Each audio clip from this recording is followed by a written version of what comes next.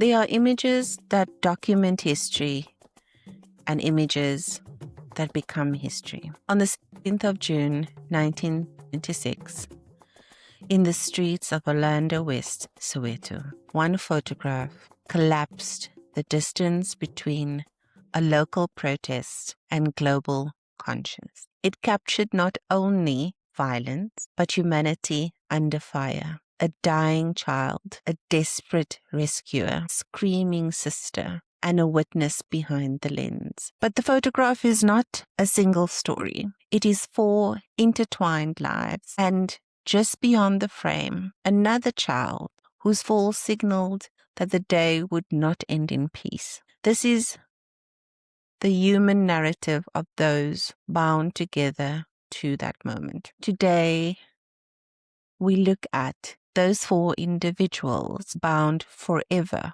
to that moment. Hello, and welcome back to another episode of On the Beaten Track. I'm your host, Rihanna. As we explore the stories of South Africa, whether present, future, or past, currently we're stuck very much on the past timeline to get us to our present day. And thank you so much for those of you who have interacted and subscribed and followed anywhere where my content currently exists. All I ask, if you're not subscribed, please check. Some of you think you might be, but you're not subscribed, and that will help me immensely. And leave me a comment to let me know how I'm doing. Some of you are very vocal, especially about my usage of words or why I'm talking about the past, which I've droned on about. This is really done and born out of love for our people, what we've been through, and where we stand today. An exploration of us and the stories that we were not told. And a lot of people do not know contextually about where we are today. Yeah, it's been an amazing exploration. And when I looked at June 16th, 1976, this photograph, it's something that we just know. We know it. We know Hector. We never really talk about the other individuals. So I really wanted to find as much as I could and bring that to you so that we'd not forget everybody that brought that very important and history-making photograph. But before we get to the individuals in the photograph, I want to take a moment and remember someone that, according to many people, was the first person to fall, to be killed that day, murdered. And that's Hastings Ndlovu. Before the camera shuttered click, so before the world knew the name Hector Pieterson, another boy lay bleeding in the dust. Hastings Ndlovu was a student, not a leader, not a symbol, not a strategist. He was one of thousands who had gathered in disciplined formation to protest the imposition of Afrikaans as a medium of instruction. He wore a school uniform, not armor. He belongs to a generation shaped entirely by Bantu education, a system explicitly designed to restrict black ambition and prepare children for servitude rather than citizenship. When police confronted the marchers, students expected intimidation. They're used to it in their streets. They did not expect them to open fire. Didn't expect them to fire their rifle. Eyewitness accounts suggest that Hastings was amongst the first, possibly the first student shot that morning.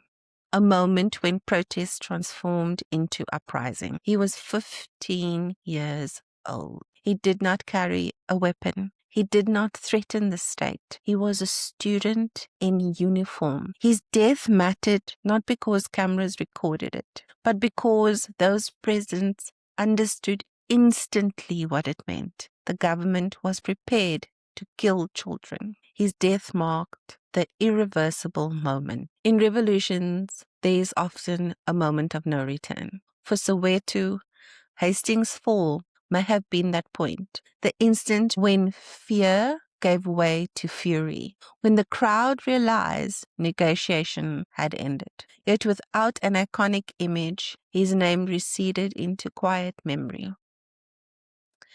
Hastings Ndlovu represents something profound, the politicization of the ordinary. He was part of the collective. His presence proved that the 16th of June was not driven by a small elite. It was mass participation. He was buried in Soweto. His name is inscribed in memorials, but his story is quieter. History often remembers what it can see, but the uprising began with what many never saw. Next, we move on to Hector Pieterson. Hector was born on the 19th of August 1963 in Soweto, South Africa. On June 16th, 1976, he was 12 years old. 12 years old, that is how old my baby will be this year.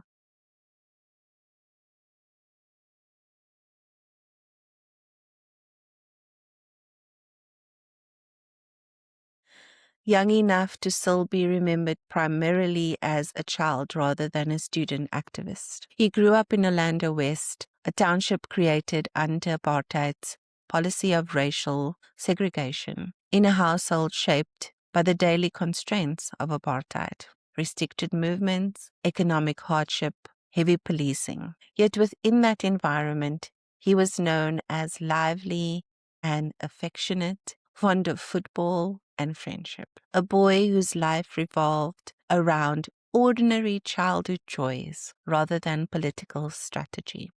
On that winter morning, Hector joined thousands of students gathering in Orlando West. Why he was present that morning remains debated. Some accounts suggest he joined the march. Others implied he was simply caught in the unfolding events. What is clear is that he stood among unarmed students singing and carrying placards the tear gas was fired into. Moments later, live ammunition. A bullet struck him. In that instant, the abstraction of oppression became personal catastrophe. He had given no speech, led no organization, made no decision to become a martyr. History chose him, not the other way around. His death did something statistics could not. It gave apartheid a child's face.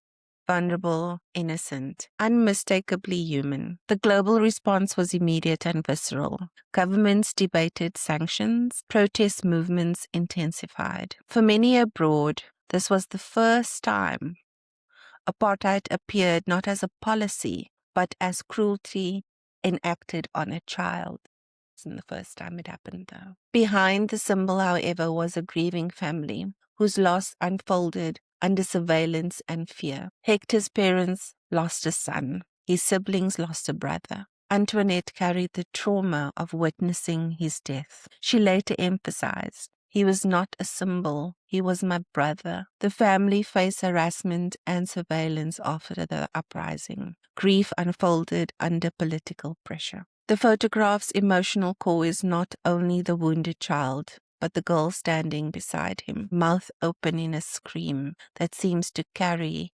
decades of grief. Antoinette Sithole was Hector's older sister. Like Hector, she was born and raised in Soweto and attended school in Orlando West. That morning, she was not thinking about politics, history, or global audiences. She was thinking about her brother. When he fell, she ran. When he was lifted, she ran beside him, shouting for help, her voice lost in gunfire and chaos. I didn't even realize there was a photographer. I was just screaming for help. Her face captured raw human anguish, disbelief, terror, and refusal to accept what was happening. It stripped away ideology and left only the primal reality of loss. After the photograph spread worldwide, Antoinette's life did not transform into fame or protection. It became marked by trauma, scrutiny, and the burden of memory. For decades, she served as a living witness, working at the Hector Pieterson Memorial and guiding visitors through the story, reliving that day repeatedly. Every day I talk about June 16, I go back to that day. Her life illustrates a truth often overlooked. Surviving history can be as heavy as dying in it. She later explained, "People see the photograph. They don't see what happened to us afterwards." Her family faced harassment and surveillance. Grief was compounded by fear. She represents not martyrdom, but endurance. The civilian who must continue living after the cameras leave. At the center of the photograph is a teenager in motion, muscle strained, eyes fixed ahead, not on history but on survival. Mbuyisa Makhubo did not hesitate. When Hector fell, he ran towards the child, lifted him, and began carrying him toward help. It was not a political act. It was a human one. He did not pose. He did not slow down. He was trying to save a life amid gunfire and panic. This instinctive compassion became one of the most powerful visual testimonies of the 20th century. But the photograph also made him identifiable, dangerous in a state that hunted participants in dissent. Security forces monitored those associated with the uprising. Families were harassed. Detention without trial became common. Mbuyisa eventually left South Africa, reportedly entering exile in Botswana. After that, his story fades into uncertainty. Some reports suggest he lived quietly, others that he died young. His fate remains unclear. The world remembers his face, but not his ending. He's perhaps the most haunting figure in the image, a man frozen forever in action. His later life swallowed by history's shadows. He represents the accidental hero, someone who did not seek recognition, yet became inseparable from a global narrative. Every photograph requires a witness. Sam Nzima arrived that morning as a journalist, not an activist. Sam Nzima was born in 1934 in what Limpopo province is now. As a young man, he moved to Johannesburg seeking work like many rural South Africans. He initially worked as a gardener, but he had a fascination with photography. A self-taught photographer working for the World newspaper, he had spent years documenting township life under censorship and intimidation. Working as a black journalist under apartheid was dangerous. Can you even imagine? Movement was restricted. Police harassment was routine. Censorship was constant. Yet photographers like Nzima captured township life with honesty. They documented poverty, resistance, daily survival, and state violence. Nzima believed photography could reveal truth without commentary. Images could bypass censorship in ways words often could not. On the 16th of June 1976, Nzima went to Soweto to cover student protests. He did not expect history. He expected unrest. As students marched, police confronted them. As we know, the tear gas came and then gunshots. He did not run from it. He raised his camera. I saw a boy being shot and falling. Another student picked him up and started running. Nzima later recalled, I knew this picture would shake the world. He captured a rapid sequence of images in seconds, fully aware that what he had seen mattered. But taking the photograph was only the first danger. Police sought to confiscate evidence. Nzima had to smuggle the film out so that it could be published. Once released, the image spread across the globe, transforming a local uprising into international outrage. The consequences were severe. He was harassed, restricted, effectively barred from continuing his work as a frontline journalist, and forced back to his home village for years. He said, after that photograph, my life was never the same. His career as a frontline photojournalist ended, but his image endured. He did not fire a weapon.